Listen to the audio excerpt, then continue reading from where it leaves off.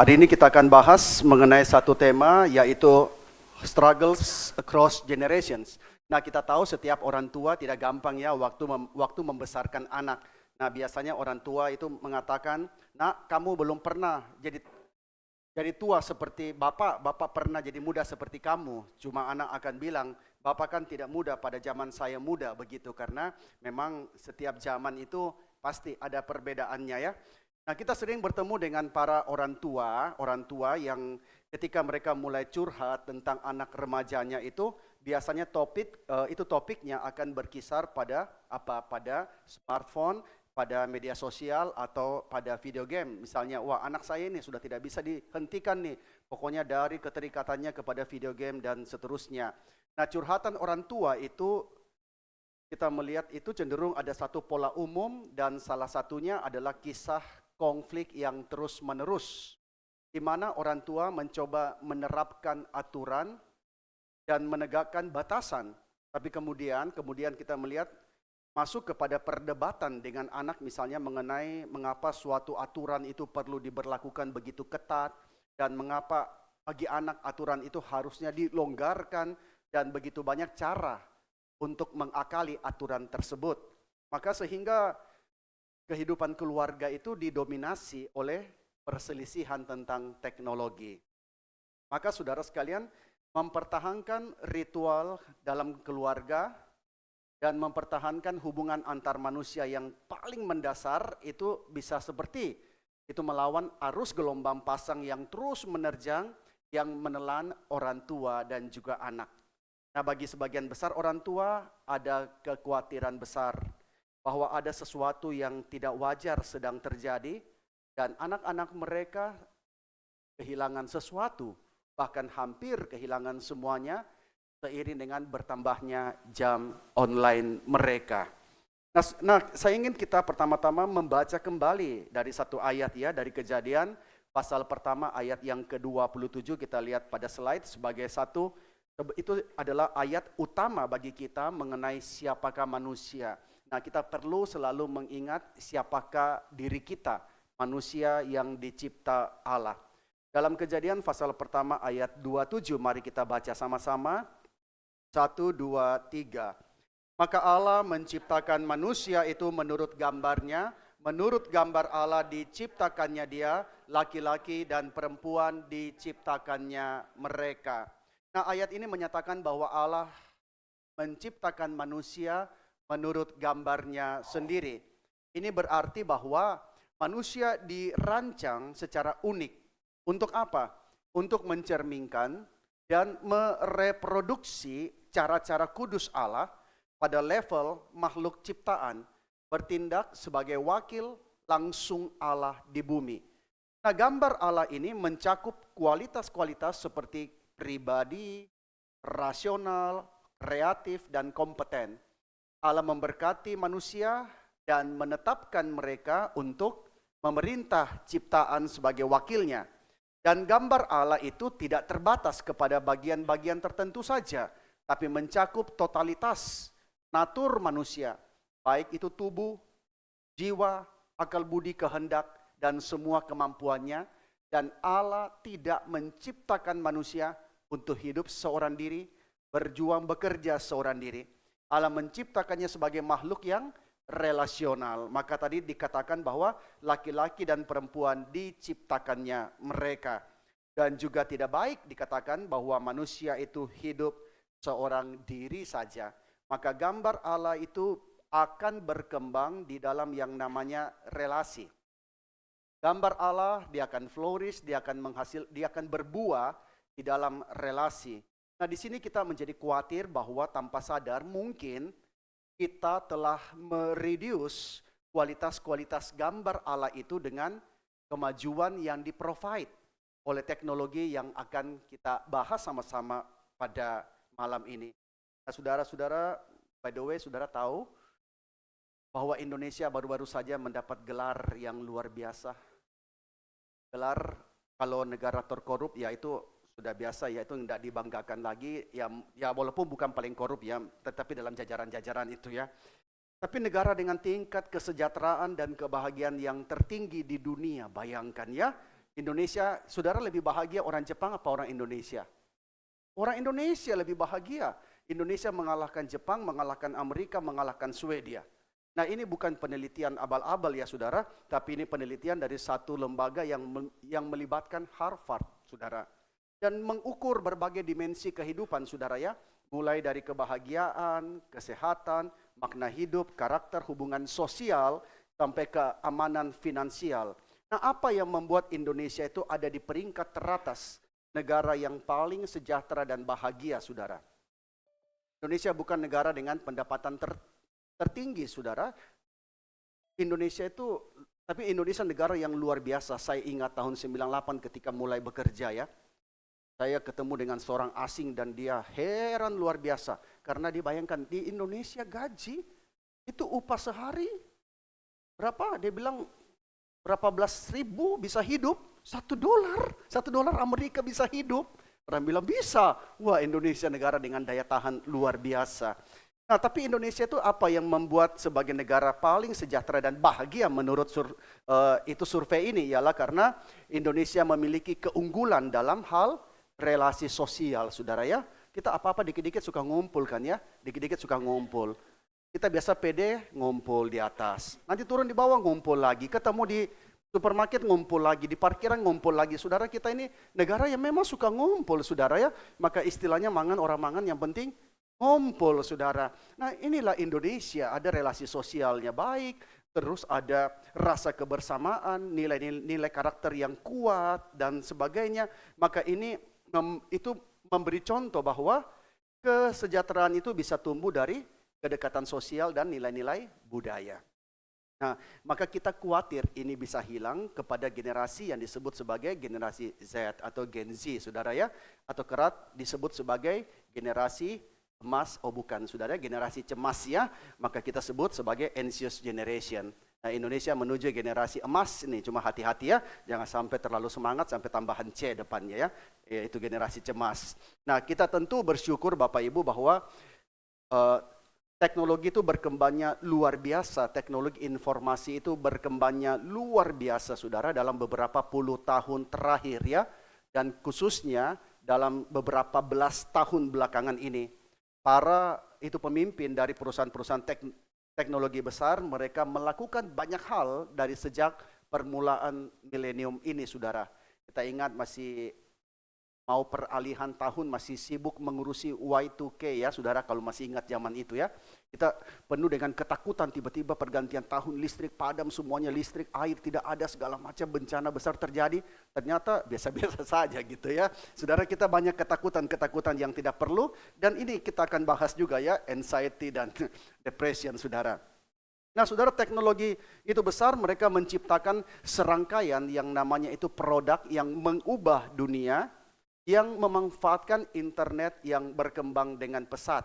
Nah, ada satu rasa optimisme dari teknologi itu yang tersebar luas bahwa produk-produk ini membuat hidup kita lebih mudah, lebih menyenangkan, lebih produktif. Benar tidak? Kalau dulu mau makan sate, repotnya malam perut lapar sudah tahan sampai pagi. Sekarang malam perut lapar jam 2 tetap ada, bisa tinggal buka HP, bisa kenyang, saudara sekalian ya. Jadi produk membuat hidup kita itu lebih mudah, lebih menyenangkan, lebih produktif. Sekarang saudara mau nonton, saudara nggak usah cemas, saudara ya. Zaman dulu saya masih ingat ketika masih baru kuliah itu ya, ada film Speed. Wah, filmnya tegang sekali, saudara. Tahu ya film Speed ya, yang dibintangi oleh si Keanu Reeves ya. Itu begitu menegangkan sampai 3 kali pergi bioskop tidak dapat karcis, saudara sekalian. Nah, sekarang orang enak tinggal buka HP, lihat, penuh, nggak usah datang ya. Dulu sudah berjuang datang, sudah mandi, sudah rapi, pergi, 3 kali nggak dapat karcis begitu ya. Nah ini bahwa itu hidup kita itu jadi lebih mudah, lebih menyenangkan, dan lebih produktif. Dan itu beberapa di antaranya membantu orang-orang mereka terhubung, berkomunikasi, sehingga ini menjadi satu era fajar yang baru. Orang begitu bersemangat menyambutnya. Tetapi industri teknologi tidak hanya mengubah kehidupan orang dewasa, tetapi juga industri ini mengubah kehidupan anak-anak, saudara. Sepintas teknologi ini sangat membantu banyak orang tua. Orang tua di restoran bisa makan dengan tenang. Orang tua tidak usah mengejar-ngejar anak. Wah, saya masih ingat ketika anak masih kecil, dikejar-kejar kalau di tempat makan ya saudara, kadang-kadang cuma makan sebentar lari keliling. Nah sekarang orang tua, wah merasa lega, tinggal kasih handphone, tinggal kasih iPad, maka anak bisa tenang, asik selama berjam-jam. Tapi apakah ini aman? Nah saudara, tidak ada yang tahu. Tapi karena semua orang melakukannya, maka semua orang berasumsi bahwa ini pasti tidak ada masalah. Semua orang lakukan hal yang sama. Semua orang tua, bukan semua ya, kebanyakan orang tua melakukan cara itu. Maka kita menganggap bahwa itu cara yang baik, pasti tidak ada masalah. Tetapi justru inilah masalahnya. Kita melihat berubahnya masa kanak-kanak ya, bukan lagi bergeser ya, tetapi berubah. Berubah benar-benar, bukan lagi bergeser dari yang disebut sebagai play based childhood ya. Ini masa kanak-kanak yang sebagian besar dari kita masih sempat menjalaninya. Itu berubah, bukan cuma bergeser ya, bergeser, tetapi kemudian totally berubah menjadi phone-based childhood. Nah, saudara perhatikan ini dampaknya sangat besar, saudara sekalian ya. Nah, ini masalahnya kita melihat berubah masa kanak-kanak itu.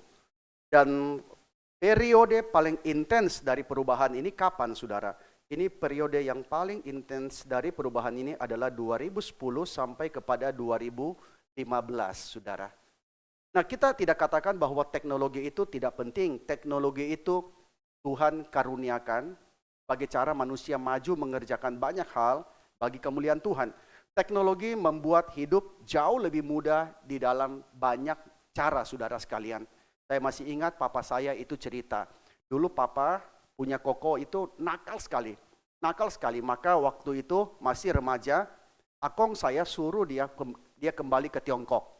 Maka masih remaja, dia naik kapal kembali ke Tiongkok dengan sedih karena terlalu nakal sehingga dia harus mandiri. Ya, dia dikirim ke Tiongkok dan sampai akong saya meninggal, tidak pernah ketemu lagi dengan anak yang tertua itu. Karena memang setelah itu kan orang tidak gampang ya, harus naik kapal laut, bukan naik pesawat udara. Tetapi sekarang kita sangat mudah ketemu dengan anak kita. Anak saya 2 bulan kuliah di Bandung sudah 4 kali pulang, saudara. Sudah 4 kali pulang. Bayangkan saudara ya, ini kemajuan pesat. Bayangkan kalau tidak ada teknologi transportasi yang itu memungkinkan. Juga hampir setiap hari kami bisa video call. Dan dulu saya bayangkan ya, kalau itu seandainya zaman dulu ada video call, bayangkan ya, itu akong saya sama anaknya bisa ngobrol, bisa apa ya. Dan dulu waktu kecil saya memimpikan kapan ya zaman ini punya teknologi TV, lalu orang bisa ngomong saling melihat. Wah kayaknya tidak bakal terwujud. Ternyata tidak berapa lama sudah terwujud. Kita punya smartphone yang bisa video call satu dengan yang lain. Nah saudara sekalian, teknologi itu membuat hidup kita lebih mudah dalam banyak cara. Nah di dalam bukunya The Anxious Generation, Jonathan Haidt itu, dia menyoroti khususnya apa yang terjadi pada generasi yang lahir setelah tahun 1995. Dan generasi yang lahir setelah tahun 1995 itu dikenal luas dengan sebutan Gen Z, saudara sekalian. Itu generasi setelah milenial. Nah, generasi milenial itu tahun 1981 sampai 1995. Nah, kalau angkatan saya itu teman-teman pada menyebutnya itu generasi kolonial, saudara sekalian. Apalagi yang mengalami masa penjajahan. Begitu saudara ya. Nah, ini generasi milenial. Nah, sekarang anak-anak yang generasi Z itu orang tuanya generasi milenial, saudara sekalian. Nah, ada yang menyebut bahwa Gen Z itu berakhir pada tahun kelahiran 2010, saudara ya, 2010. Lalu orang kemudian pakai istilah generasi alfa untuk mereka yang lahir setelah 2010. Tapi jikalau kita menyebut Gen Z itu sebagai generasi yang penuh dengan kecemasan, maka berarti generasi itu belum berakhir sampai sekarang. Belum berakhir sampai kita mengubah kondisi masa kanak-kanak yang membuat mereka penuh dengan kecemasan, saudara sekalian. Anggota tertua dari Gen Z itu, dia mulai memasuki pubertas pada sekitar tahun 2009. ketika beberapa tren teknologi muncul seperti apa? Internet broadband, saudara sekalian. Nah, saya coba mau tanya saudara, coba saudara dengarkan ya, tutup mata dengarkan suara ini, siapa yang ingat suara ini? Coba ya kita tutup mata dengarkan suara yang merdu ini.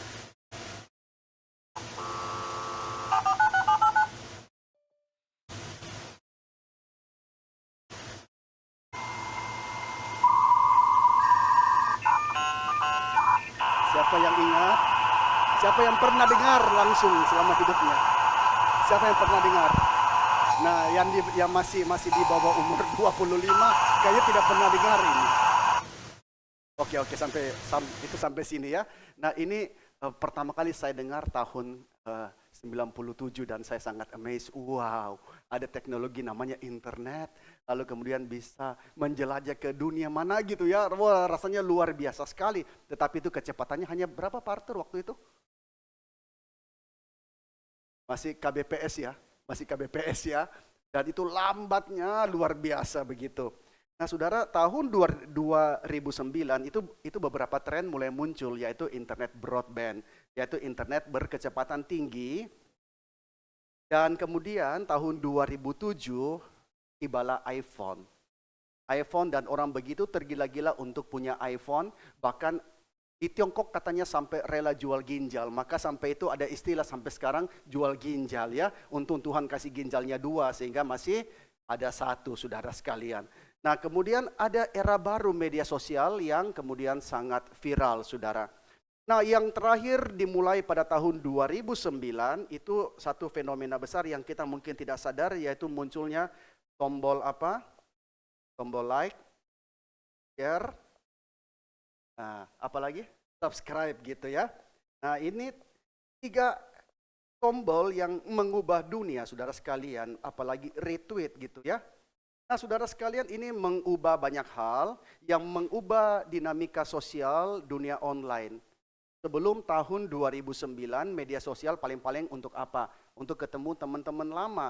Ada di sini yang pernah punya akun Friendster? Nggak tahu ya, tua banget, jadul banget gitu ya. Dan kemudian setelah itu Facebook begitu ya. Saya ingat dulu ada peristiwa pembunuhan karena apa ya? Karena masalah, karena bermula dari akun Friendster itu ya, dan kemudian menjadi tenar begitu. Lalu setelah itu tidak lama itu hilang, lalu ganti Facebook.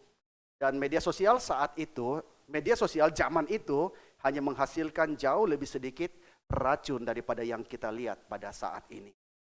Dan tren berikutnya itu mulai hanya beberapa tahun kemudian. Tren berikutnya dan dampaknya jauh lebih besar.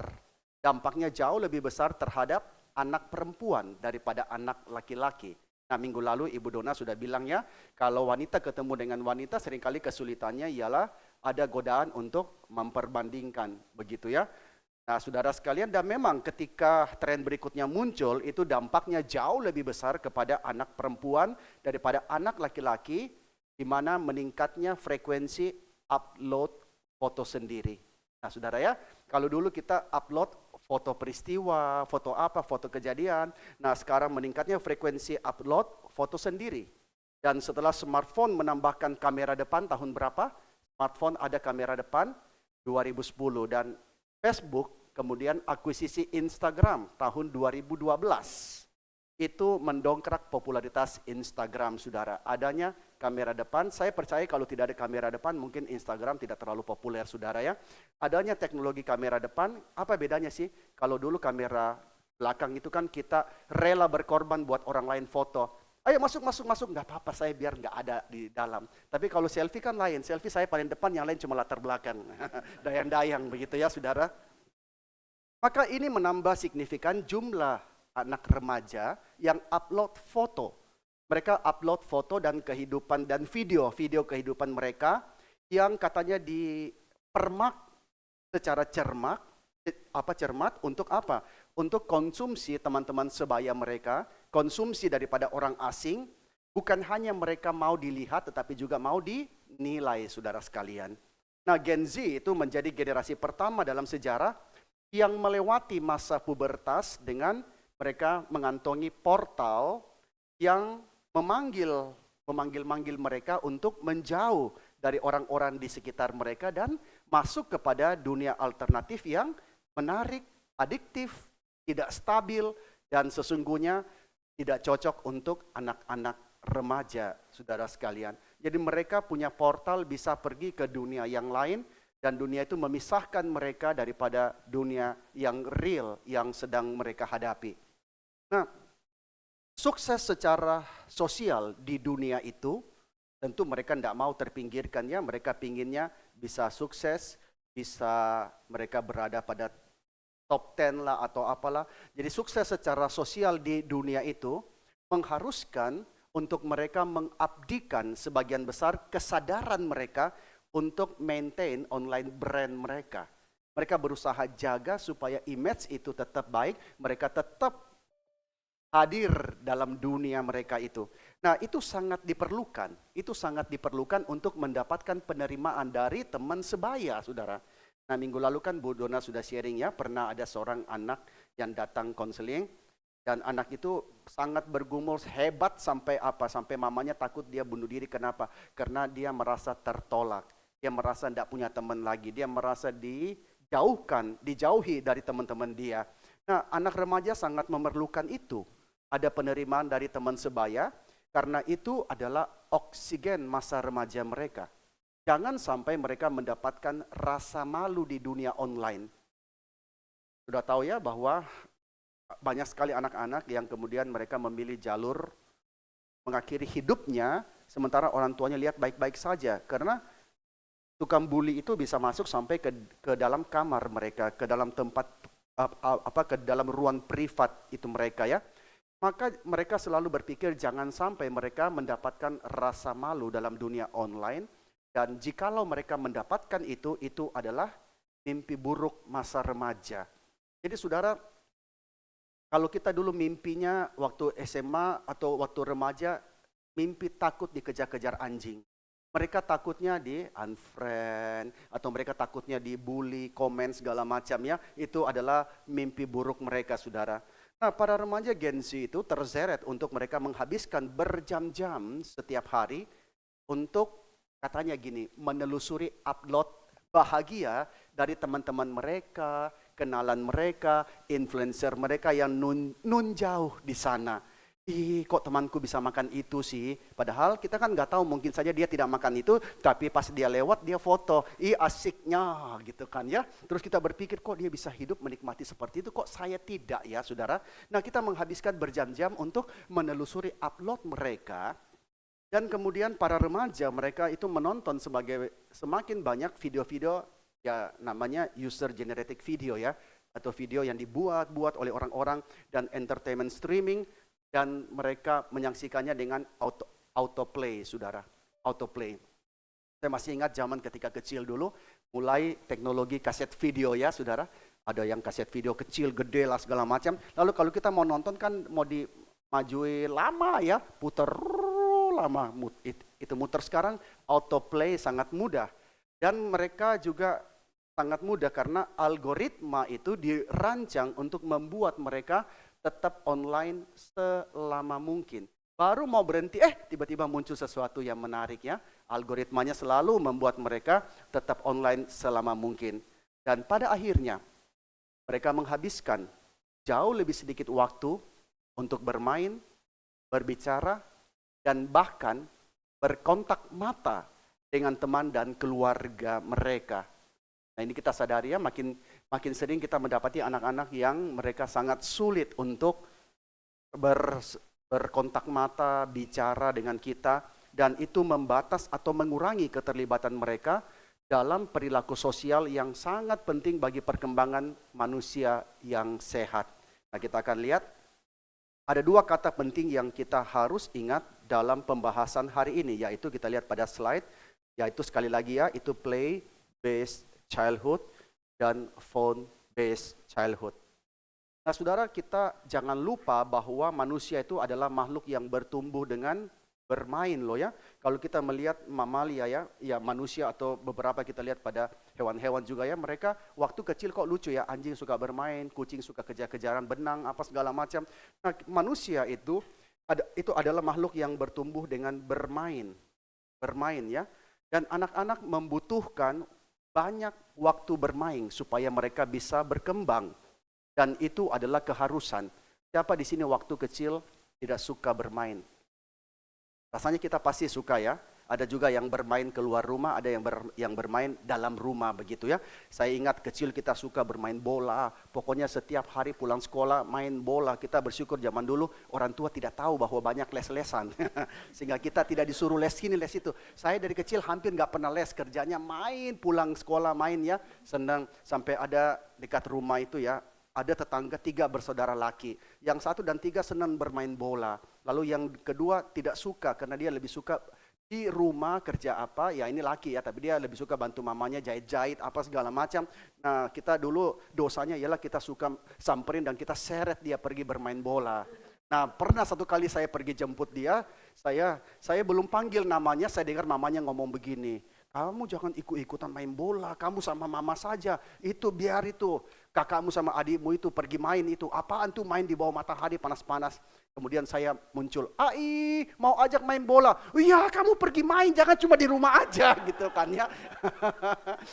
Nah, jadi anak-anak itu suka main, jadi dulu kita bermain itu adalah satu keharusan. Nah saudara perhatikan, waktu kita bermain ada apa? Ada tantangan ya, ada kesulitan dan juga ada kegagalan saudara, gagal kalah yang terjadi selama bermain. Tetapi itu bagaikan wadah yang mempersiapkan anak-anak untuk menghadapi tantangan yang jauh lebih besar di kemudian hari. Ketika mereka bermain bola dan mereka kalah, itu mereka sakit hati, tetapi belajar menerima kekalahan itu. Ada tantangan, ayo temanmu bisa, kalau anak cewek ya dulu berapa kancing gitu ya, pakai, sekarang nggak tahu, itu masih tahu nggak main itu, karet-karet gelang yang disambung gitu ya, terus loncat apa segala macam. Nah, ada tantangan yang makin lama makin meningkat begitu ya, dan itu bagaikan wadah yang mempersiapkan anak-anak untuk mereka hadap tantangan yang jauh lebih besar di kemudian hari. Tetapi masa free play, masa bermain bebas itu mulai menurun. Siapa yang waktu kecil pergi main, papa mama enggak pernah tanya. Papa mama enggak pernah cek, kok belum pulang-pulang gitu ya. Kita dulu pergi, papa mama enggak pernah tanya, perginya kemana. Saya pokoknya ingat masa kecil itu pernah main sepeda sampai nabrak truk dari belakang, pernah segala macam, kaki pernah panjang sebelah, tangan pernah bengkok, berkali-kali kepala bocor, itu udah sering. Kepala bocor cuma tunggu papa di sekolah, papa datang jemput, kenapa? Tabrak tembok pak, pulang. Kalau sekarang, ini kenapa ini? Ini gurunya mana, kepala sekolahnya mana? Ayo saya mau tuntut ini kan, segala macam. Zaman itu biasa aja, kenapa bocor ya? Mana, lihat, oh bolong masuk gitu ya, pulang. Nah saudara, tapi masa free play itu mulai menurun sejak kapan? Ada itu alasan historis dan alasan sosiologis. Dan mulai menurun pada akhir 1980-an dan semakin cepat pada tahun 90-an. Karena apa? Karena ya tentu itu kejahatan kepada anak-anak makin itu meningkat dan juga pemberitaannya makin meluaskan. Zaman dulu kan kita tidak ada media internet, hanya ada surat kabar. Ketika ada masalah-masalah kan orang tua tidak terlalu tahu semuanya kan ya. Tapi sekarang kita makin tahu makin takut kan ya. Ada anak yang main kolam bola, ada ular di kolam bola. Jadi langsung menyebar, langsung setiap kali lihat kolam bola, oh jangan ada ular, mending kolam susu aja gitu kan ya. Nah saudara, orang tua mulai was-was dengan kejahatan yang bisa menimpa pada anak mereka kalau anak-anak bermain di luar tanpa pengawasan. Sehingga muncullah istilah yang namanya overprotective. Dan kami juga sebagai orang tua, mau enggak mau juga menjadi overprotective ya. Jangan manjat, kamu manjat jatuh loh kamu. Padahal manjatnya cuma setinggi gini ya saudara. Saya ingat, gak ada orang tua ngawasin, kita manjat genteng saudara. Ke genteng, manjat ke atap rumah. Di sana itu bawa kacang, bawa apa, itu manjat tangga loh. Itu kalau jatuh kan lumayan begitu kan. Tapi biasa begitu. Nah orang tua tidak awasin. Nah, bermain di luar ruangan tanpa pengawasan itu juga semakin menurun dengan apa? Dengan semakin berkembangnya dan semakin menariknya apa? Penggunaan komputer pribadi sebagai tempat untuk menghabiskan waktu luang. Saudara di sini pertama kali pakai komputer pribadi tahun berapa? Saya pertama kali lihat komputer itu tahun 1985 waktu kelas 5 SD. Nah, kita belum mampu beli komputer, cuma ada itu Ada teman mama sudah bisa beli komputer merek IBM.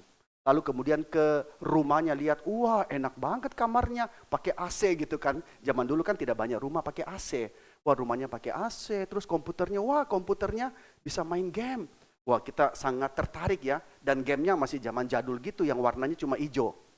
Kan layar komputer itu hijau kan ya, terus cuma mainnya tombol-tombol doang gitu.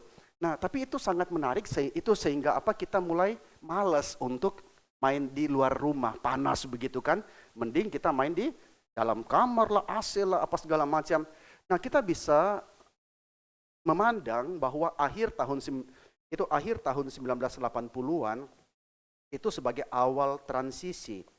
Awal transisi ya, saudara lihat, awal transisi dari play base kepada phone base. Jadi mulai akhir 1980-an itu awal transisi menuju kepada phone based.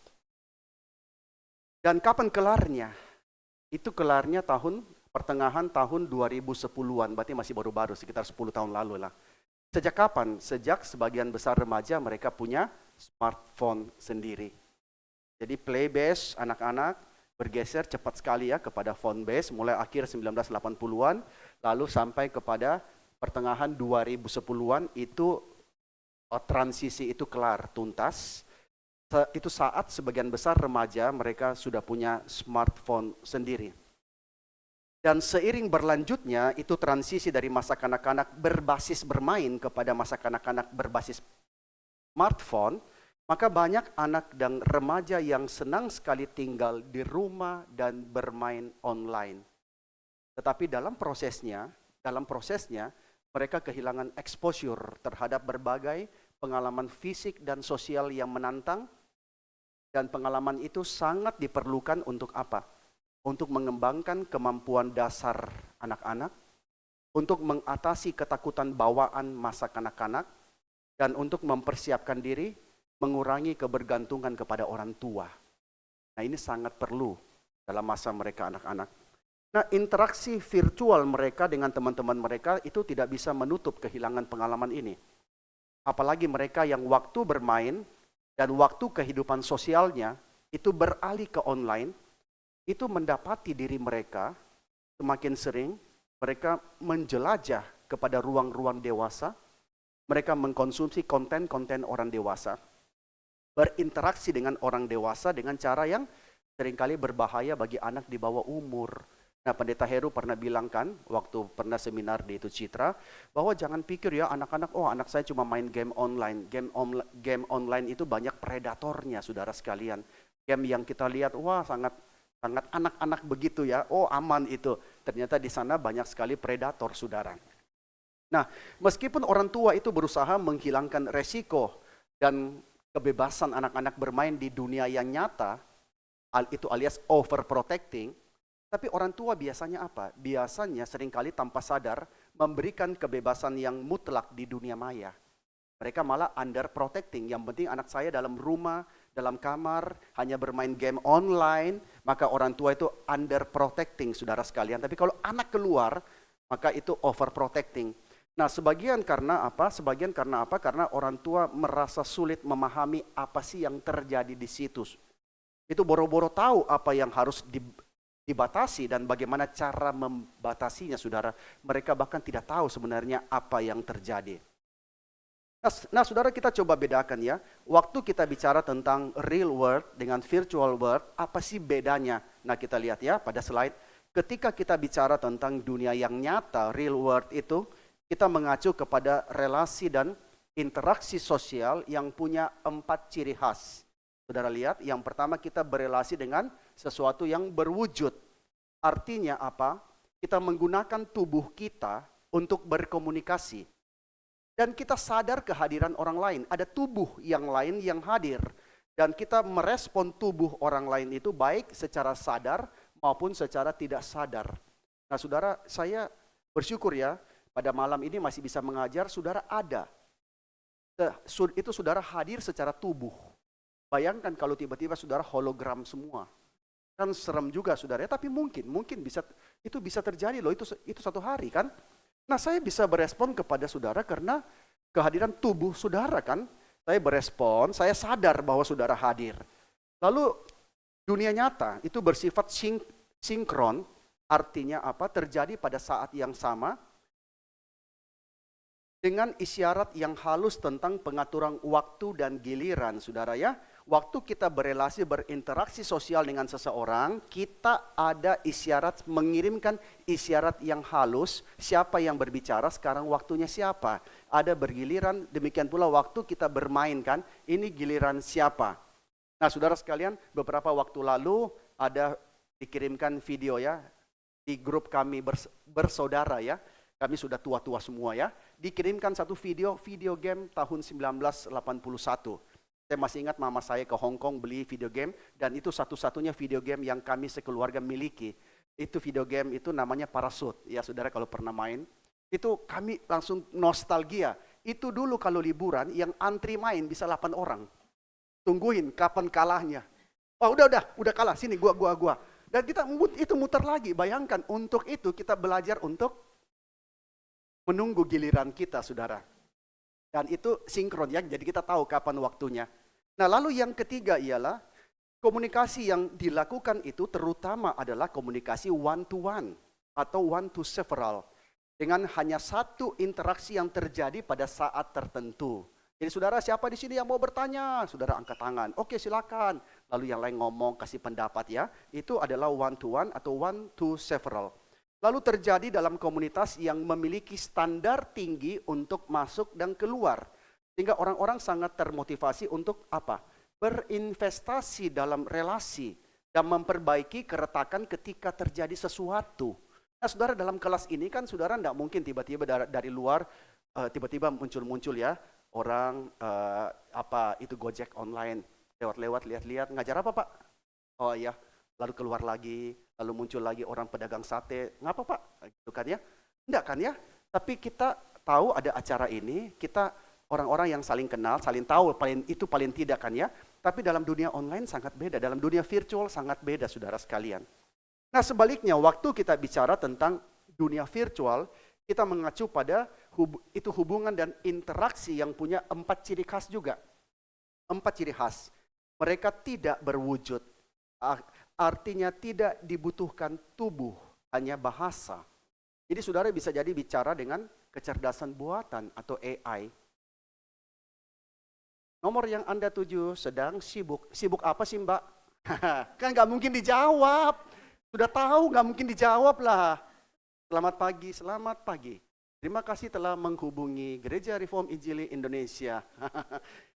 Kenapa terima kasih? Enggak tahu, itu enggak dijawab begitu ya. Jadi tidak berwujud. Dan juga kita berelasi itu sangat asinkron, sangat tidak sinkron. Itu terjadi melalui postingan. Kita lihat video orang atau kita lihat komentar berbasis teks. Kita komunikasi kan baca komen-komen orang ya, kita bisa ketawa gitu ya, tapi kita enggak kenal siapa gitu. Nah kalau video call itu beda, video call itu bersifat sinkron. Saudara lihat wajahnya, saudara berelasi satu dengan yang lain. Lalu saudara melibatkan sejumlah besar komunikasi satu ke banyak, one to many. Yang disiarkan ke audiens yang berpotensi sangat besar. Nah one to many ini memang banyak kerepotan saudara ya. Coba kalau kita di grup WA nih panitia. Besok siapa ya yang tugasnya angkat kursi? Senyap, saudara sekalian. Karena semua merasa bukan aku gitu kan ya. Nah, tapi kalau one to one, ya misalnya kita bilang ya, itu Gio besok bisa tolong ini. Oke. Nah, bisa ya, itu one to one gitu. Nah, masalahnya dalam dunia virtual kita komunikasinya one to many. Dan terjadinya dalam komunitas yang memiliki standar masuk dan keluar yang sangat rendah. Sehingga apa? Sehingga orang-orang dengan mudah bisa blok orang lain. Kalau kita sudah kenal baik kan, misalnya nih, kan Mirna juga pengurus nih. Mir begini Mir, nggak mau Pak, blok. Kan nggak mungkin dong ya, berani-berani gitu ya. Nanti besok dipanggil oleh penatua begitu. Nah, kalau di online kan, virtual kan orang dengan gampangnya ngeblok atau langsung keluar kalau tidak seneng kan. Udah saya keluar aja. Nah, sering ada grup WA ya, tiba-tiba keluar gitu ya. Nah, itu komunitasnya itu cenderung umurnya pendek. Dan hubungannya seringkali itu bersifat sementara. Nah, apa yang menjadi faktor kunci sebenarnya dalam sebuah relasi yang baik? Apa yang jadi faktor kuncinya? Faktor kuncinya ialah komitmen, saudara. Komitmen. Ketika seseorang dibesarkan dalam komunitas yang sulit mereka hindari nih, pulang ke rumah ketemu opa oma, ada om, ada tante, ayo sapa. Kan mau tidak mau mereka belajar. Sini om, tante ini suka gosip. Tapi kan saudara nggak bisa pindah rumah. Mau nggak mau ya di situ juga ya. Jadi di situ kita belajar apa? Jadi ketika seseorang dibesarkan dalam komunitas yang sulit mereka hindari, mereka melakukan apa yang sudah dilakukan oleh nenek moyang kita sejak mula-mula, saudara. Yaitu apa? Mereka belajar cara mengelola relasi. Sudahlah, kamu nggak bisa menghindari lah, memang tante gitu, omongannya gitu. Sudahlah, tutup telinga aja, masuk kiri, keluar kanan, begitu kan ya. Ya udahlah, saya belajar sabar aja gitu kan. Nah, kita belajar mengelola relasi. Serta apa? Serta kita belajar cara mengelola diri sendiri dan emosi kita, saudara sekalian. Agar hubungan yang berharga itu tetap langgeng. Maka karena itu saudara, kita kenapa tetap perlu berjemaat secara fisik, saudara ya. Kalau saudara nonton online, saudara tidak senang, saudara kan tinggal matikan atau matikan apa kan ya. Tapi kalau kita berelasi secara fisik, kita belajar mengelola diri kita sendiri, belajar mengelola emosi kita. Nah saudara, tentu saja ya ada komunitas-komunitas online yang menemukan cara untuk apa? Menciptakan komitmen yang kuat, juga ada rasa memiliki ya. Tetapi secara umum ketika anak-anak dibesarkan dalam berbagai media online di mana mereka merasa tidak perlu menggunakan nama asli dan bisa quit dengan mudah, maka mereka cenderung tidak belajar keterampilan itu. Sudah lihat ada anak-anak yang sangat terampil ya. Saya dulu lihat ada satu anak di itu pusat, itu anak itu sampai kita bahas ini anak punya yang namanya itu street smart. Jadi dia secara mungkin akademis tidak terlalu menonjol, tidak pinter, tapi dia bergaul sama orang tua pinter.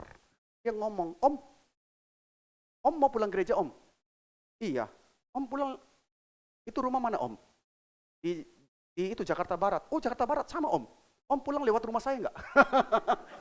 Pinter loh, itu anak pinter loh. Berarti dia punya street smart gitu, dia tahu bagaimana itu berelasi begitu kan ya. Nah jadi anak-anak itu yang dibesarkan dalam berbagai media online, itu mereka pakai nama samaran, mereka, ya kalau aku nggak senang, aku keluar aja begitu ya. Maka mereka cenderung tidak belajar keterampilan itu. Nah sekarang kita coba lihat itu sedikit itu mengenai anxiety. Anxiety dari generasi yang lebih muda ya saudara. Pada tahun 2000-an, hanya ada sedikit, nah ini saudara ya, ini satu penelitian dari buku itu, hanya ada sedikit tanda-tanda krisis penyakit mental yang akan datang di kalangan remaja tahun 2000-an. Rasanya aneh deh tahun 2000-an kalau ada anak datang ke hamba Tuhan, Pak saya sedang bermasalah Pak. Kenapa? Saya sedang depresi gitu kan ya. Hampir jarang ya saudara. Sepanjang yang saya tahu masa kecil saya tidak ada teman saya yang depresi gitu saudara. Yang ada dia bikin guru depresi. Nah itu saudara. Nah kalau sekarang anaknya yang depresi saudara. Nah hanya ada sedikit tanda-tanda itu krisis penyakit mental yang akan datang di kalangan remaja. Kemudian tiba-tiba di awal tahun 2010-an keadaan berubah. Mengapa tingkat penyakit mental itu meningkat di banyak tempat di antara tahun 2010 dan 2015 untuk Gen Z, saudara ya. Sementara generasi yang lebih tua jauh lebih sedikit terpengaruh. Apa yang sebenarnya terjadi pada remaja di awal tahun 2010-an? Nah, petunjuk pertama adalah bahwa peningkatan tersebut terkonsentrasi pada gangguan yang berkaitan dengan anxiety and depression. Kecemasan dan depresi yang masuk dalam kategori yang dikenal sebagai gangguan internalisasi, saudara. Jadi mereka masuk kepada kategori yang disebut sebagai gangguan internalisasi. Adalah gangguan di mana seseorang merasakan tekanan yang kuat dan mengalami gejalanya secara internal. Dia nggak bisa ngomong, orangnya baik-baik saja kelihatan, fine-fine aja, tetapi dia mengalami dalam dirinya tekanan yang kuat dan mengalami gejala secara internal. Orang dengan gangguan internalisasi merasakan emosi-emosi seperti cemas, takut, sedih, dan putus asa. Mereka sering merenung, mereka sering menarik diri dari interaksi sosial. Nah mungkin saudara mengatakan, ini mirip-mirip siapa ya? Oh saya. Kadang-kadang kita bahkan tidak sadar bahwa diri kita sedang ada gangguan internalisasi. Nah sebaliknya gangguan eksternalisasi itu adalah gangguan di mana seseorang merasa tertekan. Lalu dia melampiaskan gejala dan responnya kepada orang lain.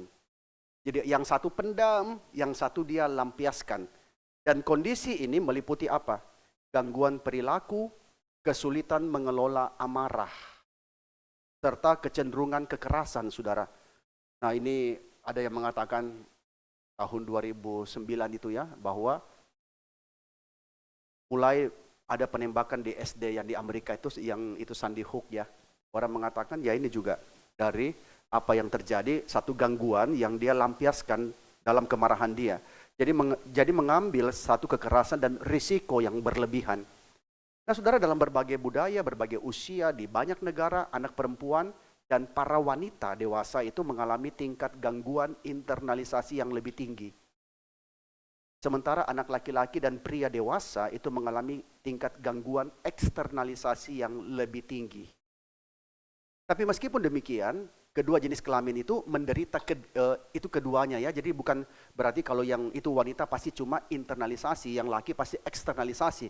Tetapi keduanya mengalami itu, dan katanya kedua jenis kelamin tersebut mengalami lebih banyak gangguan internalisasi dan lebih sedikit gangguan eksternalisasi sejak awal tahun 2010-an. Berarti ada pergeseran saudara ya. Itu setelah ya kita mungkin tidak bisa langsung mengatakan oh ini kaitan teknologi, tetapi sangat kuat bahwa akhirnya banyak yang mengalami gangguan internalisasi dan lebih sedikit gangguan eksternalisasi sejak periode itu. Oke, sampai di sini kita akan rehat ya, mungkin kalau ada pertanyaan sedikit kita bisa jawab. Pak, apakah ada generasi yang tidak penuh kecemasan? Ya, saudara, kita akan melihat kepada perkembangan anak yang wajar ya. Manusia itu makhluk yang bermain dan manusia itu makhluk yang sebenarnya saudara sekalian, kita bisa mengelola kecemasan kita, tetapi apa yang terjadi? Nah, seringkali, ini kita akan bahas nanti setelah rehat, ialah mengenai fear and anxiety. Nah, apa yang membuat kita cemas? Banyak hal saudara sekalian ya. Apakah ada generasi yang tidak penuh kecemasan? Tentu ada saudara sekalian. Saya pernah ceritakan ya bagaimana itu pergi pelayanan ke tempat-tempat macam di Sumba, di pedalaman itu, ternyata mereka hidup bahagia kok walaupun sangat kekurangan. Mereka secara finansial, ekonomi sangat kekurangan. Tetapi di tempat itu saya tanya pendetanya, sepanjang ibu melayani di tempat ini pernah tidak ada yang bunuh diri? Dia mengatakan lama dia ingat dan dia mengatakan tidak pernah Pak. Tidak pernah, malah mereka bisa tersenyum, mereka bisa menyambut tamu meskipun sangat sederhana itu hidupnya. Maka kecemasan itu bukan kalau kita kekurangan dan sebagainya. Bapak, apa dasar Alkitab untuk teori play base yang baik bagi anak-anak? Nah, kalau kita melihat banyak ya, kalau kita melihat dalam kitab-kitab puisi, sebenarnya banyak kan dikatakan bagaimana makhluk itu bermain-main, bagaimana anak-anak manusia itu bermain-main, bagaimana ya misalnya di bagian mana yang ada nubuatan itu ya, bahwa anak manusia bermain-main dengan ular dan sebagainya. Jadi sebenarnya bermain bukan satu hal yang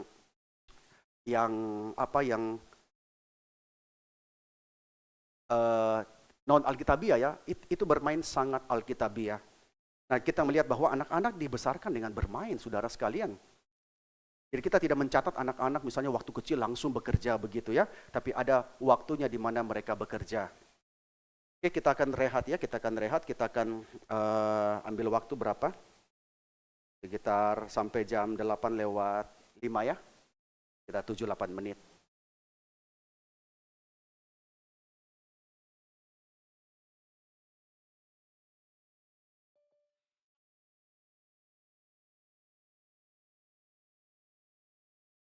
Saya 11 ya.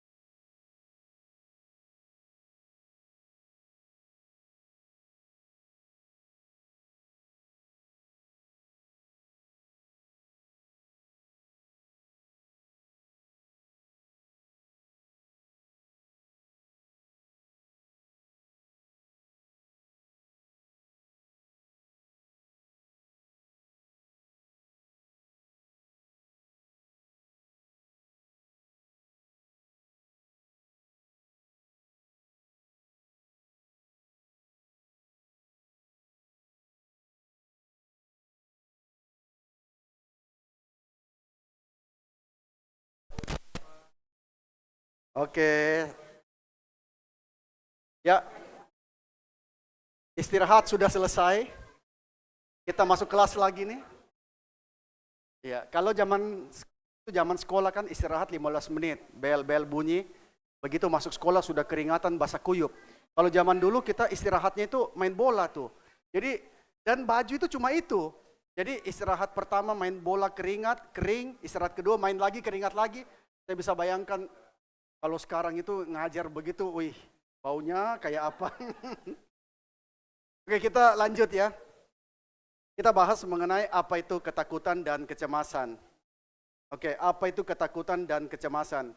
Nah, kecemasan itu memang berkaitan dengan rasa takut. Nah, kita lihat ya, ada orang yang takut banyak hal, ada orang yang cemas banyak hal. Nah, kita lihat ya. Tapi apa bedanya ketakutan dengan kecemasan? Nah, kita lihat pada slide. Rasa takut itu didefinisikan sebagai respon emosional terhadap ancaman yang nyata atau yang dirasakan akan segera terjadi. Misalnya gempa ya, tiba-tiba goyang-goyang-goyang, nah kita kan takut tuh, takut rubuh, kita responnya ialah kita berlari keluar. Jadi respon emosional terhadap ancaman yang nyata atau rasa takut. Saudara pernah nggak merasa hampir kecelakaan, tiba-tiba luput? Itu kayak apa ya, kayak adrenalinnya kayak apa ya, kita rasa ketakutan luar biasa begitu ya. Sedangkan kecemasan didefinisikan sebagai antisipasi terhadap ancaman di masa mendatang. Nah, ini sudah dibahas Ibu Dona di minggu lalu ya. Nah, keduanya itu bisa menjadi respon yang sehat. Ini respon sehat. Kita kalau nggak ada rasa takutnya bahaya loh ya. Kalau ada orang bilang, saya nggak ada rasa takut. Nggak ada lah. Kita pasti akan berespon. Itu respon yang sehat terhadap realitas. Tetapi jika lo berlebihan, itu namanya gangguan, saudara. Jadi ketakutan itu semacam bel alarm yang terhubung ke sistem respon cepat kita. Lalu setelah ancaman itu berakhir, alarm itu berhenti berbunyi, hormon stres berhenti mengalir, dan perasaan takut itu sudah mereda. Nah, rasa takut itu memicu seluruh sistem respon pada saat bahaya. Rasa takut kita ya.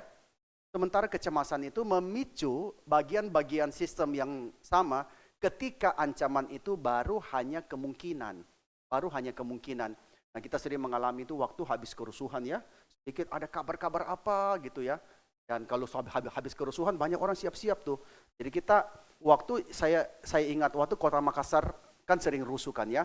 Jadi waktu toko itu sudah bersiap-siap tuh habis kerusuhan tuh. Begitu ada rame-rame, bahkan kita bisa mengalahkan tim teknisi Ferrari tuh. Ferrari ganti ban berapa detik, kita bisa itu tutup toko dalam berapa detik. Saudara sekalian, kita pindahin barang, plak, tutup. Habis itu, oh nggak ada apa-apa ya, buka lagi gitu kan ya. Nah saudara, kita itu, rasa cemas dan waspada itu wajar ya. Jadi kita merasa cemas, kita waspada itu saat berada dalam situasi yang benar-benar berpotensi mengancam. Itu hal yang wajar. Tetapi kalau alarm kita bunyi terus, karena dipicu oleh peristiwa-peristiwa biasa, dan itu sering, termasuk banyak peristiwa yang sebenarnya tidak menimbulkan ancaman, tapi membuat kita terus-menerus berada dalam kondisi tertekan. Nah, itu problem. Kita seringkali baca berita, PHK sudah meningkat, di PHK lagi 50 ribu, 60 ribu, 100 ribu, waduh masa depan Indonesia bagaimana? Pak, tolong baca tanggal beritanya. Oh, 2012. Udah ini ya, udah duluan. Aduh, Indonesia ini gimana sih masa depannya? Nah, kadang-kadang kita banyak peristiwa yang sebenarnya tidak menimbulkan ancaman, tapi kita sudah ketakutan. Nah, inilah saatnya kecemasan yang biasa, yang sehat, yang sementara itu berubah menjadi namanya gangguan kecemasan, anxiety disorder. Bagi mereka yang mengalami gangguan kecemasan, pola pikir yang terdistorsi ini seringkali membangkitkan gejala fisik yang tidak nyaman. Betul enggak? Berarti tiba-tiba rasa sakit. Saya pernah ada keluarga yang terus ada gangguan kecemasan karena apa? Karena baru-baru ada yang meninggal karena cancer kan ya. Jadi mengalami satu perasaan, wah aku ini next aku ini. Jadi pola pikir itu kemudian membangkitkan gejala fisik yang tidak nyaman. Makin merasa bahwa betul-betul sakit. Dan kemudian memicu satu perasaan takut dan khawatir, yang kemudian perasaan takut begini, dia cemas banyak hal, bikin badan rasa sakit. Badan rasa sakit, makin takut dan cemas. Makin takut dan cemas, badan makin sakit. Maka memicu lebih banyak pikiran cemas. Dan itu menciptakan lingkaran setan, bener-bener loh. Jadi terus pikir, ini cemas, takut sakit. Dia jadi sakit beneran. Nanti, ini pertanda nih, sakit lebih berat nih. Makin pikir. Saya pernah ada satu, itu keluarga, zaman-zaman HIV baru mulai muncul. Dia pergi check up ke China. Ini beneran. Pergi check up ke China, lalu hasil check up keluar, dia mengidap HIV. Langsung pulang ke Makassar, langsung drop kurus sekali. Dan kemudian zaman itu kan dari internet, nggak ada apa ya. Sebulan kemudian datang surat yang lain, minta maaf kalau salah hasil lab, saudara sekalian. Salah, hasil labnya itu ketukar. Tapi benar-benar sudah kurus sekali sampai orang benar-benar bilang, wih benar loh HIV. Padahal salah hasil labnya. Nah sudah lihat ya, ini kecemasan ini lingkaran setan saudara. Gangguan psikologis kedua saudara yang umum di kalangan anak muda itu apa? Depresi. Tapi kita tidak bahas banyak sini ya. Karena saya ini bukan sarjana psikologi, saya sarjana ekonomi sama teologi saudara ya. Jadi saya tidak bahas depresi hari ini itu urusan Ibu Dona. Nah, tapi salah satu ciri depresi dalam kaitannya dengan relasi sosial ialah orang lebih mungkin mengalami depresi ketika apa? Ketika dia kurang terhubung secara sosial. Atau dia merasa kurang terhubung secara sosial. Dan depresi kemudian membuat orang kurang tertarik dan kurang mampu mencari koneksi sosial. Maka saudara perlu komunitas, betul, perlu komunitas. Dan seperti halnya itu kecemasan, depresi ini juga ada lingkaran setan, saudara sekalian. Nah, kita akan mendapati, saudara, bahwa masa kecil yang berbasis bermain atau play-based childhood itu memperkuat anak-anak. Sedangkan masa kecil yang berbasis smartphone, ponsel, itu melemahkan mereka.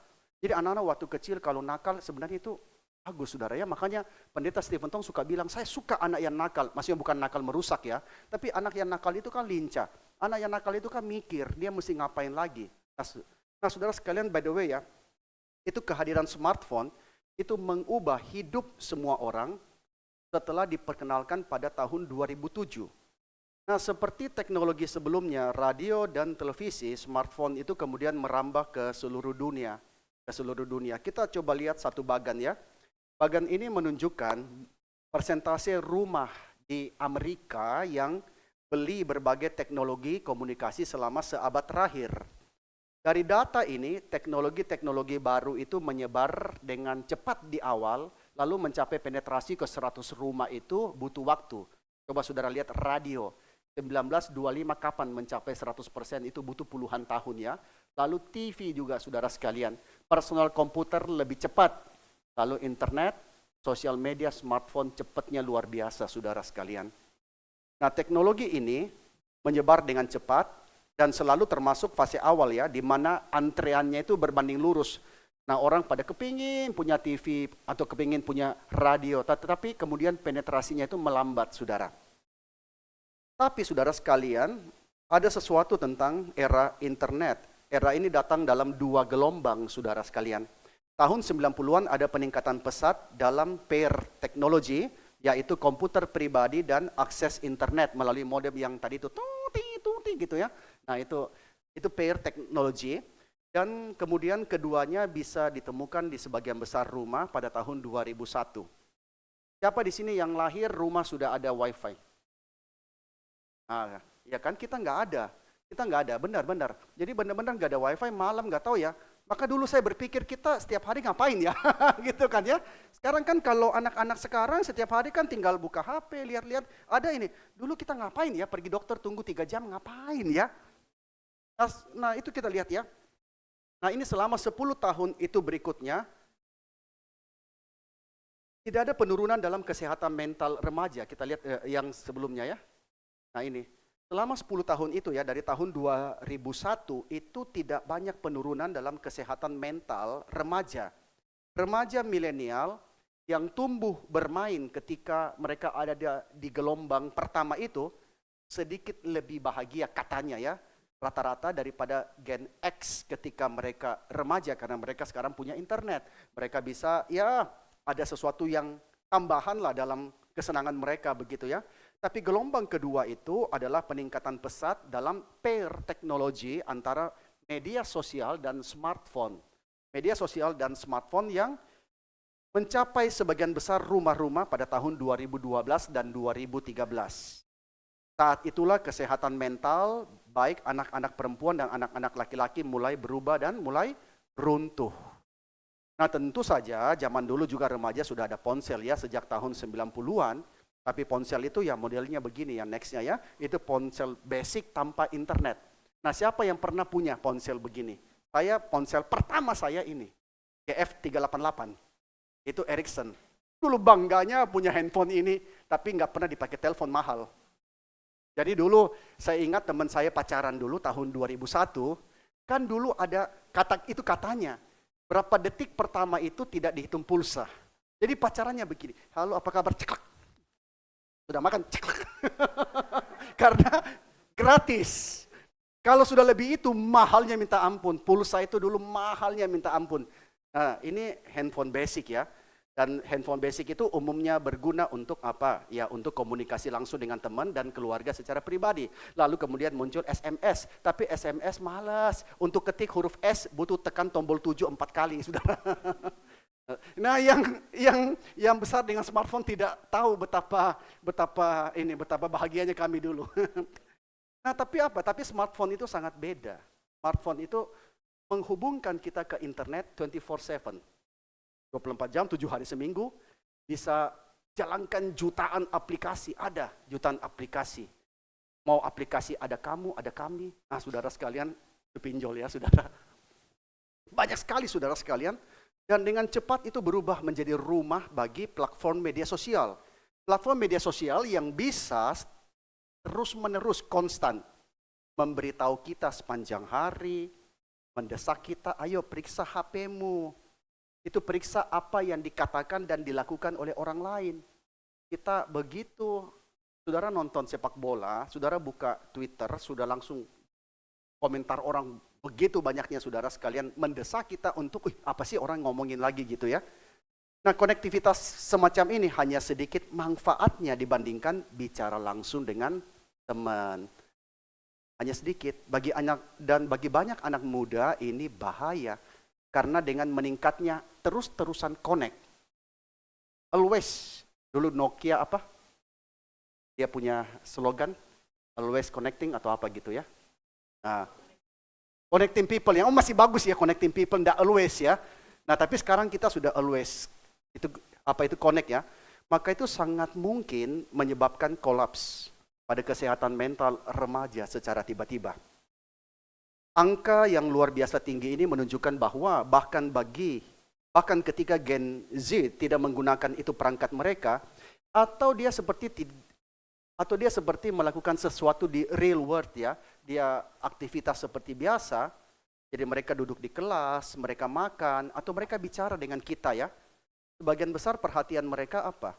Adalah memantau dan mengkhawatirkan, merasa cemas tentang peristiwa yang ada di metaverse sosial mereka. Maka seperti ditulis oleh seorang profesor MIT bernama Shirley Turkle pada tahun 2015, dia menulis tentang kehidupan dengan smartphone, dia mengatakan, we are forever elsewhere. Kita selalu berada di tempat yang lain. Jadi kita ada di meja makan, tapi kita berada di tempat yang lain. Dan saudara jangan lupa, ekosistem media sosial itu semakin menarik dengan diperkenalkannya apa? Filter. Saudara sekalian ya, filter. Maka banyak orang kecewa. Sudah janjian ketemu, ternyata lain gitu ya. Yang di fotonya mirip Tom Cruise, yang datang kok Tom Cruise gitu ya. Saudara, kecewa, beda begitu. Dan filter dan software editing yang semakin canggih di Instagram, Facetune atau apa ya. Maka entah pakai filter atau tidak, saudara perhatikan ya, apa yang dilihat setiap gadis di cermin semakin tidak menarik dibandingkan dengan gadis-gadis yang dia lihat di ponselnya. Kok semua cantik-cantik ya, kok semua putih-putih, kok semuanya rambutnya itu indah begitu, kok saya begini. Nah saudara sekalian, dia akan melihat dirinya semakin tidak menarik. Dan dengan begitu banyak aktivitas virtual yang baru dan menarik, banyak remaja juga juga orang dewasa saudara ya, juga orang dewasa termasuk kita ini ya, itu kehilangan kemampuan untuk hadir bersama dengan orang-orang di sekitar mereka. Saudara coba deh sekarang, saya nggak tahu ya saudara yang ikut dari Zoom ya, saudara coba ya kalau minggu depan, saudara bilang saya tekad mau hadir nih, saya tekad mau hadir, macet tekad tapi ada Zoom, tekad tapi kan lebih asik Zoom, tekad dan saudara bertekad benar-benar datang, saya percaya saudara menikmati sesuatu suasana yang beda. Yang beda. Nah kita kadang-kadang tanpa sadar itu kehilangan kemampuan untuk hadir bersama orang-orang di sekitar kita. Dan hal itu mengubah kehidupan sosial semua orang, bahkan juga berdampak kepada sebagian kecil yang tidak pakai platform itu, saudara. Maka itulah sebabnya periode 2010 sampai 2015, ini satu istilah yang penting ya, disebut sebagai periode The Great Rewiring, saudara sekalian. Bagaimana perombakan besar masa kanak-kanak. Dan mengapa play-based childhood itu penting, saudara? Nah, kita lihat ya. Kita lihat. Itu Peter Gray, seorang psikolog yang masuk kepada psikolog perkembangan di Boston College. Dia mendefinisikan free play sebagai apa? Aktivitas yang dipilih dan diarahkan secara bebas oleh para peserta dan dilakukan demi dirinya sendiri, tidak secara sadar dikejar untuk mencapai tujuan yang berbeda dari aktivitas itu sendiri. Jadi saudara, aktivitasnya ayo kita main sama-sama ya, main apalah, main benteng-bentengan, main apa. Pokoknya tujuannya main dan senang begitu ya. Tapi sekarang kadang-kadang kita main hanya foto sebentar sudah berhenti masuk di Instagram ya, orang pada komen, rajin olahraga gitu ya, padahal cuma lari 100 meter makan bakso 2 mangkok, saudara. Nah, saudara yang merasa, itu saya mohon maaf ya saudara. Nah itu permainan fisik, permainan fisik di luar ruangan dengan anak-anak lain dari berbagai usia, itu adalah jenis permainan yang paling sehat, paling alami, paling bermanfaat, saudara sekalian. Bermain dengan beberapa tingkat resiko fisik itu sangat penting mengajarkan anak-anak cara menjaga diri mereka sendiri dan satu sama lain. Nah, anak-anak hanya bisa belajar bagaimana untuk tidak terluka dalam situasi di mana mereka punya kemungkinan terluka. Seperti apa? Main gulat-gulatan dengan teman. Dulu saya ingat tuh, tahun 1985, Elias Pikal juara tinju pertama dari Indonesia, juara dunia. Akhirnya saya beli sarung tinju murahan. Jadi tebalnya pasti tidak terlalu tebal. Sarung tinju murahan dan saya bikin pertandingan tinju di rumah. Nah, ada lapangan kosong sedikit, ada halaman kosong, saya ajaklah teman-teman. Jadi teman-teman bisa datang tuh, 20 orang tuh. Wah, akhirnya kita main tinju saudara sekalian. Tapi di situ kita kena pukul, kena apa, tetap bersahabat. Kita belajar mengukur resiko, saudara sekalian. Waktu kecil saya ingat, saya pernah bermain. Itu kelas 4 SD. Bermain dengan teman, main pedang-pedangan, saya pakai bolpen. Wah, main gini ya. Nggak sengaja dia loncat, saya tangkis. Wah, itu kena sampai berdarah di sini nih. Ini. Ketika lihat itu saya langsung rasa, sampai sekarang saya masih rasa, aduh, kalau meleset 1 senti saja saya tusuk matanya dia buta gimana ya. Nah itu membuat kita memiliki satu kepekaan, hati-hati jangan sampai melukai orang lain. Nah ini pentingnya saudara bermain, kalau sudah luka sih tidak penting saudara ya. Tapi bersyukur bahwa dia tidak luka begitu. Dia tidak luka, luka sih, tapi enggak sampai matanya buta saudara ya. Tapi di situ kita bisa belajar ya. Anak-anak itu hanya bisa belajar bagaimana untuk tidak terluka dalam situasi di mana dia bisa terluka. Saudara main perang-perangan, main apa segala macam. Dan itu menariknya pada zaman dulu ialah orang tua, guru, sama trainer itu ya, itu jarang terlibat saudara. Jarang terlibat. Kita di sekolah main tuh ya, guru tidak ngawasin loh. Guru minum kopi, makan kue di ruang guru, kita main sendiri. Nanti ada yang berantem, damai sendiri saudara sekalian. Maka ketika orang tua, guru, dan pelatih terlibat, itu menjadi kurang bebas, kurang menyenangkan, dan kurang bermanfaat. Orang dewasa kan biasanya tidak bisa menahan diri untuk mengarahkan dan melindungi. Maka ciri utama bermain bebas itu adalah apa? Adanya kesalahan yang pada umumnya tidak terlalu merugikan anak. Dia bisa belajar jatuh, kesalahan, luka, segala macam ya. Nah semua orang pasti canggung pada awalnya dan semua orang membuat kesalahan setiap hari. Nah, secara bertahap itu melalui coba-coba atau kita dapat feedback langsung dari teman bermain, maka seorang anak SD dia menjadi siap untuk menghadapi kompleksitas sosial yang lebih besar waktu dia masuk sekolah menengah, baik SMP maupun SMA. Jadi saudara, bukan pekerjaan rumah yang membuat mereka siap. Dan juga bukan kelas tentang menangani emosi mereka. Pelajaran yang diberikan oleh orang dewasa itu tentu berguna ya, memberikan informasi yang berguna. Tetapi saudara, informasi itu tidak banyak berperan dalam membentuk otak yang sedang berkembang. Bermainlah yang berperan. Kalau saudara protes, jangan protes saya. Ini menurut bukunya, saudara sekalian. Nah, tapi saya membuktikan itu bahwa apa dalam bermain itu ya kita belajar banyak berelasi, belajar banyak bagaimana lead memimpin orang lain, belajar banyak mengatur dan diatur, saudara sekalian. Maka pengalaman bukan informasi, itu adalah kunci dari perkembangan emosional. Dalam permainan saudara yang diinisiasi oleh anak tanpa pengawasan berlebihan. Nah, dulu kita bermain apakah orang tua yang suruh? Anak-anak sini semuanya kalian ngapain duduk-duduk, ayo main gitu ya. Enggak, kita sendiri yang mikir gimana ya, kita main apa ya. Kemudian ajak teman, ngumpul, mainlah kita gitu ya. Maka di situ anak-anak belajar. Anak-anak belajar mentoleransi memar. Dulu latihan karate. Sudah dapat ban putih kan ya. Habis dapat itu ban kuning, senang kan ya. Tapi akhirnya pensiun dini karena begitu satu komite kurang berjaga jarak. Kena di sini saya. Pulang kufu panda, saudara. Tapi dari situ belajar menangani. Oh, memar, luka. Ya menangani emosi kan ya. Menangani emosi juga kita belajar membaca emosi anak-anak lain. Jadi kita jadi peka, aduh maaf, aku sudah salah ngomong. Kok ngomongnya kasar ya. Kita belajar untuk memahami emosi mereka. Kita belajar juga yang namanya bergiliran, bergantian. Ayo gantian, kamu kalah keluar, tim lain masuk. Kita belajar bergantian. Belajar menyelesaikan konflik, belajar bermain adil. Nah, saya dulu heran ya, kadang-kadang ya bermain bola itu zaman SD ya. Itu enggak ada wasit loh. Dan gawangnya itu cuma hanya sendal.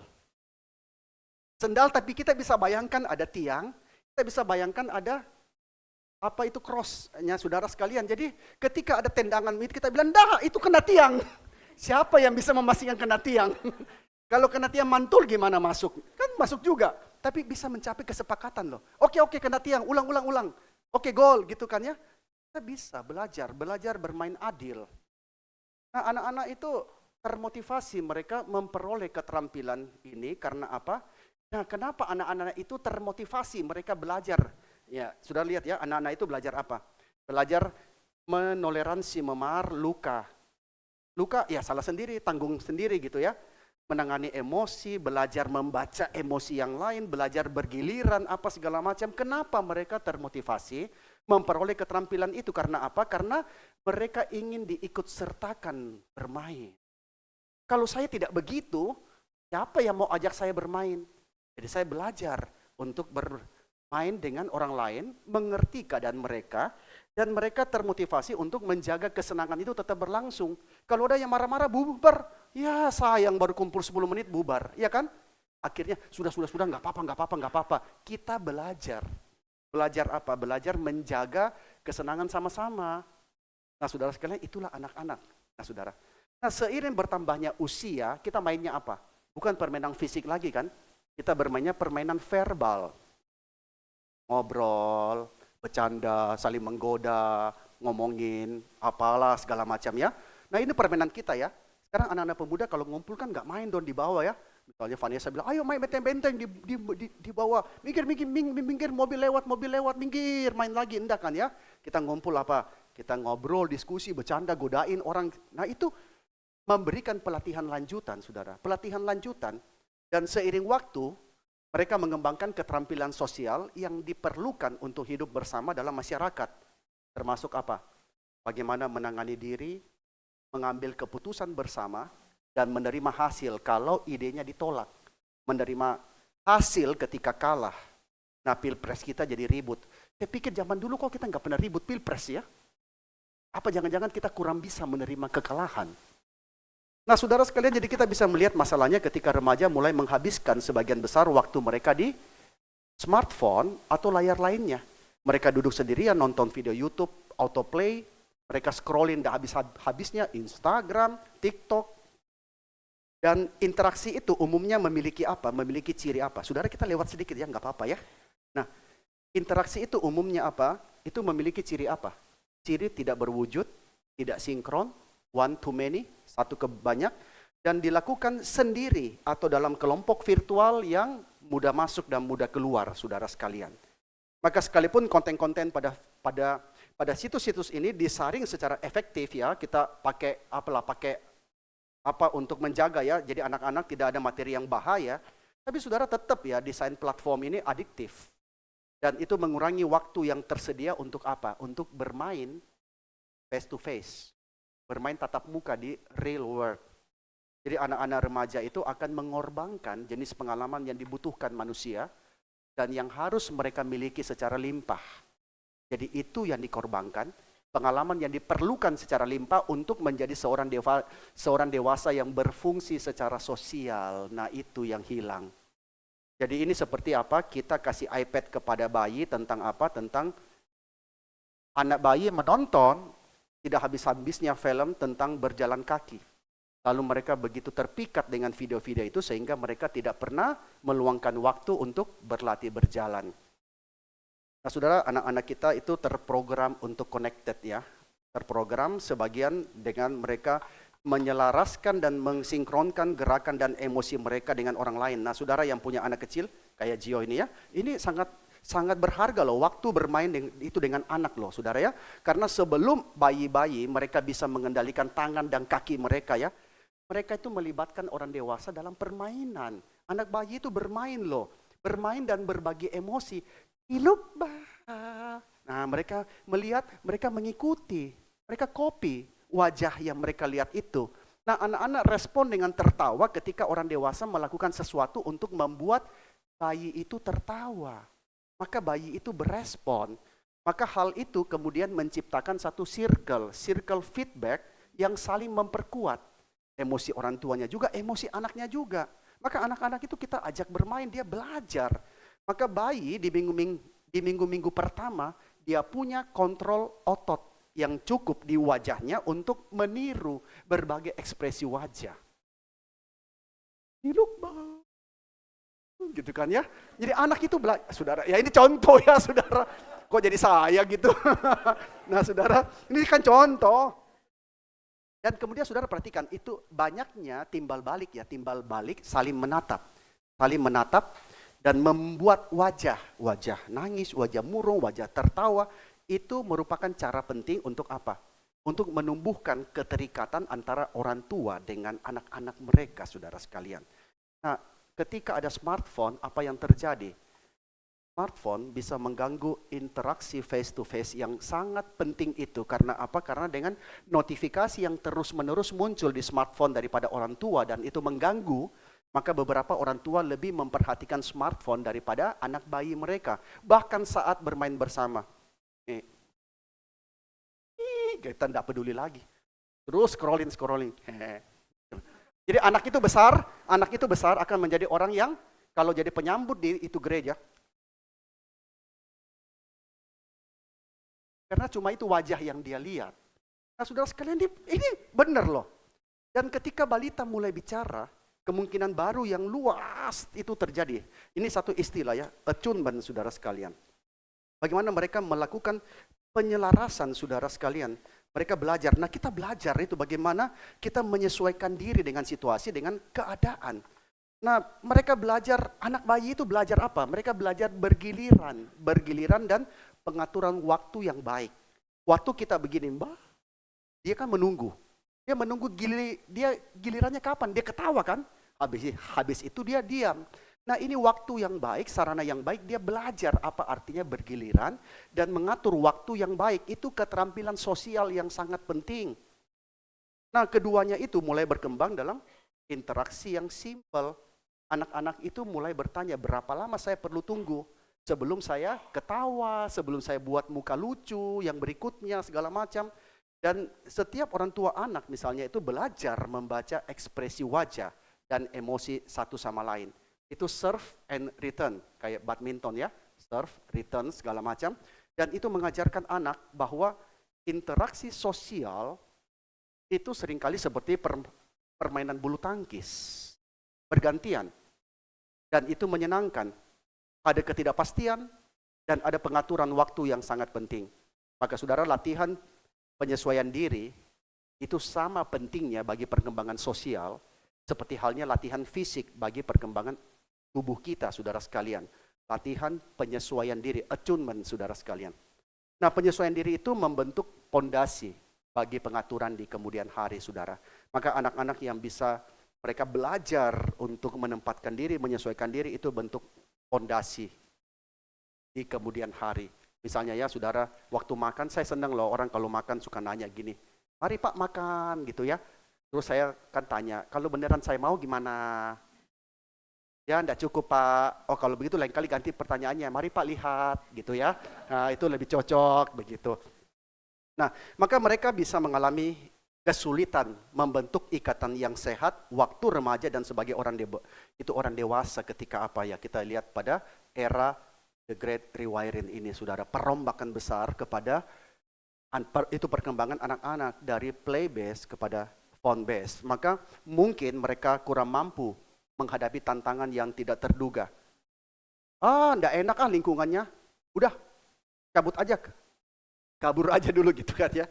Dan saudara sekalian yang mungkin juga ada pengaruh itu dan mengalami kesulitan mengendalikan emosi, membuat keputusan yang tepat juga sulit ketika hadapi resiko. Ini gimana kerjanya aku nggak tahu. Maka banyak anak-anak muda masuk pekerjaan bingung. Ini gimana kerjanya nih? Dan kurang siap menghadapi tantangan. Berat ya ternyata kerjanya. Waduh, ternyata panas ya. Saya kira kerjanya dingin-dingin gitu kan ya saudara. Nah di sini kita belajar semuanya. Nah kalau ini ada beberapa hal, minggu depan ya saya coba ambil waktu sedikit. Minggu depan Ibu Dona akan bahas mengenai hope. Saya ambil waktu sedikit bahas 2 hal ya. Kita lihat pada slide 10 ya, ini 2 hal, yaitu 2 hal yang anak-anak kita pelajari dalam relasi mereka ialah bias conformist bias, dan bias prestige. Nah itu ada pada media sosial meniru dalam kehidupan kita sehari-hari dan kemudian kita masuk kepada bias ini di dalam media sosial. Dan apa akibatnya bagi anak-anak kita? Apa akibatnya bagi kita juga ya, bukan cuma anak-anak kita ya. Apa akibatnya itu bagi kita. Nah kita minggu depan ambil waktu sedikit ya. Jadi sebelum Ibu Dona nanti akan lanjutkan mengenai hope. Oke, sampai di sini ada pertanyaan? Iya, tidak ada pertanyaan ya. Mungkin lain kali saya juga harus disiplin ya. Begitu mulai ngajar, internet saya matikan. Jadi supaya tidak ada pertanyaan. Baik, kita akan itu menutup ya. Saya minta kesediaan daripada Gio ya, boleh pimpin kita dalam doa.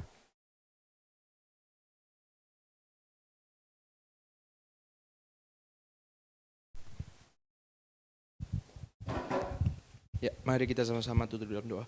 Bapa yang bertata di dalam kerajaan surga, kami berterima kasih untuk KTA sesi yang kedua ini. Kiranya kami senantiasa belajar dan mau dipimpin oleh firman Tuhan di dalam kehidupan kami sehari-hari, khususnya di dalam hal anxiety ini ya Tuhan. Tuhan pimpin untuk sesi-sesi yang akan datang, kiranya Tuhan menyertai kami selalu dan hamba-hamba Tuhan yang akan mengisi. Hanya dalam nama Tuhan Yesus Kristus kami telah berdoa dan mengucap syukur. Amin. Amin. Oke, sampai jumpa minggu depan. Tuhan berkati.